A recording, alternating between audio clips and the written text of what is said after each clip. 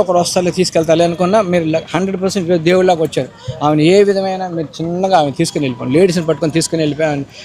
Rehabilitation సెంటర్లో చేస్తే తప్ప చాలా ప్రాబ్లం అవుతుంది ఆమె ఉంటే. నైట్ టైం కదండి, మరి చెప్పండి, నైట్ 11 తర్వాత ఏం తిరగరు ఎవరు, అప్పుడు ప్రాబ్లం అయితే ఎవరు చెప్పండి. ఆయనతో మాట్లాడతాను, నువ్వు వాళ్ళ ఇంటికి వెళ్తావా? వద్దు, అతను నాకు వద్దు. వద్దు మేడం. ఎందుకు? ఏం చేశాడు మీ ఆయన? సరే మీ ఆయన వద్దు నీకు, అంతే కదా? సరే నేను ఇంకెత్తను. ఓకే ఓకే ఓకే, మీ ఆయన వద్దు. కొడుకు కావాలా వద్దా? తెచ్చుకుంటాను. కొడుకు కావాలా? తెచ్చుకుంటాను. సార్లకి మీట్ అయినప్పుడు నా దగ్గర పెట్టండి సార్ పిల్లోడని మాట్లాడుకుంటాను కంపల్సరీ. ఎవరి కోసం ఎదురు చూస్తున్నావు? డాక్టర్ మనోజ్ కుమార్ సార్ రావాలి, నేను అడిగినవి చేస్తారు. ఎక్కడ ఉంటాడు ఆయన? ఇల్లు కరెక్ట్ గా తెలియదు మేడం. ఏ హాస్పిటల్లో వర్క్ చేస్తారు? ఇట్లా వెళ్తుంటే కారులో ఆపాను, పని ఉందని కావాలా వెళ్ళారు ఫాస్ట్ గా. మరి ఆగి నాతో మీట్ అవుతారు నా నమ్మకం. ఎందుకు మీట్ అవుతారు నిన్ను? నేను సార్ దగ్గర పని చేశాను 7 years నుంచి, సార్ నాకు తెలుసు. సార్ ఒక్క మాట సార్, మీడియా అంటే ఒక మేడం వచ్చారు. మీడియా అంటే సార్, మీడియా నుంచి అంట. కాదు, వద్దు సార్, అట్లా కాదు నేను చెప్పేది.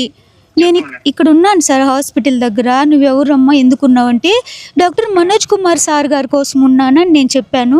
ఒక మేడము 3 members సార్లు ఉన్నారు. అయితే నేను సార్ కోసం వెయిట్ చేస్తున్నానని పేరు చెప్పాను సార్. మీరు కూడా అవును మేము మీట్ అవ్వాలి రమాదేవితో, మీరు వెళ్ళాలి అని వాళ్ళకి చెప్పండి సార్. సార్ మేము ఎక్కడికి తీసుకురమ్మంటారు సార్? మమ్మల్ని ఎక్కడికి అవును sir, TV channel sir. Okay sir. Sir నేను రాను సార్.